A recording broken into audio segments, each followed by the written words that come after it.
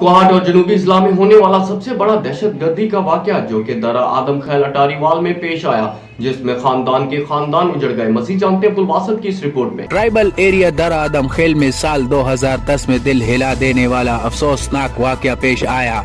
अमन जरगा में खुदकश धमाका हुआ जिसमें एक ही खानदान के 100 से ज्यादा अफराद शहीद हुए। इनकी याद में ईगल फोर्ट ग्राउंड दरा आदम खेल में फुटबॉल मैच का इनेकाद किया गया। आज चूँकि ये जो फुटबॉल का मैच हमने अरेंज किया हुआ है, ये अटारीवाल शहदाए अटारीवाल के नाम से हमने जो है ना इसको जोड़ा हुआ है। उसी की याद में, उसी को याद करने के लिए ये मैच हमने मुकर्रर की हुई है। ये सानहा 5 नवंबर 2010 में हुआ था। उसमें तकरीबन 100 से ज़्यादा बंदे उसमें शहीद हुई है। तो 2010 से अभी तक कोई ऐसी सरगर्मी नहीं हुई है। ये हमने कुछ दोस्तों के ताउन से और मशवरा करके हमने ये अरेंज किया है ताकि सारे लोगों को उनकी याद हमेशा हमेशा के लिए याद रहे।